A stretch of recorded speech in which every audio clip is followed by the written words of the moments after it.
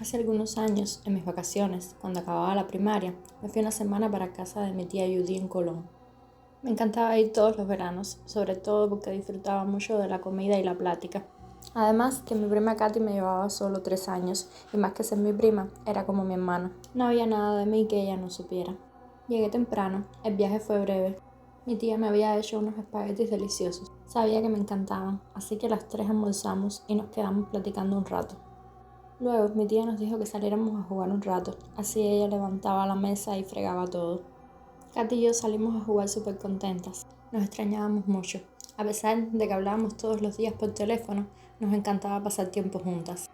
Detrás de su casa vivía Juliet. Era mi amiga de mi prima. Entonces la fuimos a buscar para jugar un rato con ella.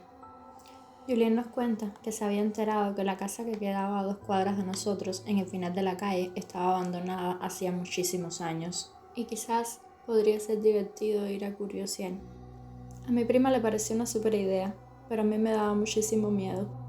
Luego de tanta insistencia salimos a conocer la casa. Yo seguía teniendo muchísimo miedo, pero estando las 3 juntas, ¿qué podría pasar? Al llegar, la puerta estaba cerrada. Todo era tan escalofriante, pero Juliet nos dijo que podríamos entrar fácilmente por una de sus ventanas, y eso hicimos. Estaba todo lleno de telarañas. Era tan aterrador, el olor era muy desagradable. La casa realmente daba miedo, se parecía a las de las películas de terror. La mesa estaba montada y servida. Los platos estaban llenos de moho y toda la comida regada. De ahí debía ser el mal olor. Además, habían unas copas de vino vacías. En la entrada de la casa había una foto enorme de una señora mayor. Era un retrato en blanco y negro. También habían unas fotos más pequeñas de ella junto a un señor. De pronto, se empezó a mover el cuadro grande y todos los pequeños cayeron hacia abajo. Nosotros entramos en pánico y salimos corriendo de ahí, mientras nos poníamos de acuerdo de qué diríamos en casa para no contar lo que habíamos hecho. Todo había sido tan rápido que no podíamos comprenderlo. Teníamos un montón de preguntas y a la vez nos daba miedo cuáles serían esas respuestas. Pero si mi tía se enteraba, se iba a enfadar muchísimo y no nos dejaría volver a jugar afuera. Mi prima me dice que le había preguntado a mi tía de quiénes vivían en esa casa, pero nunca hubo respuesta. Mi tía solo le decía que nunca fuera ahí. Solo eso. Ya había anochecido, debíamos irnos a casa, pero por el camino pasamos por afuera de una panadería que quedaba en la esquina de la casa de Katy. Afuera siempre se sentaba un señor por la tarde a coger fresco y ahí se quedaba hasta la noche. Katy decía que era un anciano muy agradable, callado y solitario, pero que lo veía y escuchaba todo. Quizás él nos podía dar respuestas, así que nos acercamos a él y le preguntamos sobre la casa. ¿Y quiénes habían sido sus habitantes? Por supuesto, sin contarle lo que habíamos hecho.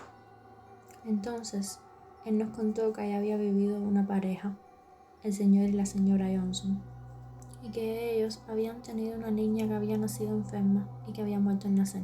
Pero lo que más me impactó fue cuando nos dijo que esa hija se había llamado igual que yo, Talía. Cuando lo dijo, quedé paralizada, no lo podía creer.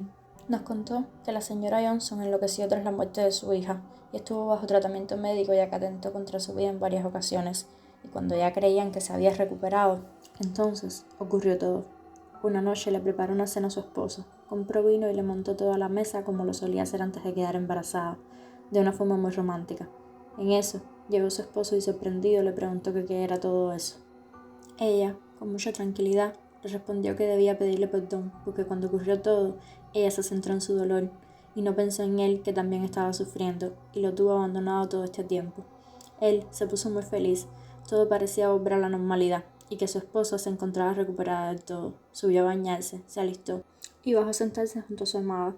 Ella sirvió el vino, brindaron y bebieron. En ese momento, ella le dice: ninguno de los dos merecemos vivir. Teníamos que haber muerto junto a nuestra hija, pero aún es tarde para arreglar el error. Él, muy asustado y desconcertado, le pregunta: ¿Qué has hecho? Y ambos cayeron al suelo muertos. Ella había colocado un veneno de araña muy potente en el vino, que en cuestión de segundos morirían. Al escuchar todo esto, las 3 nos quedamos paralizadas. No lo podíamos creer, pero debíamos volver a casa porque ya era bastante tarde. Después de cenar fuimos a la cama. A mi prima y a mí nos costaba mucho dormir, pero después de 1000 vueltas logramos hacerlo. Mientras dormía, sentía que alguien me acariciaba el cabello. Todo mi cuerpo se erizó. Sentí escalofríos, pero no me atreví a abrir los ojos. Hasta que sentí una voz suave que me decía: Talía, mi niña, Mami está aquí, abre los ojos. Ahí estaba la mujer, con su sombrero. Se veía igual a la del retrato en blanco y negro.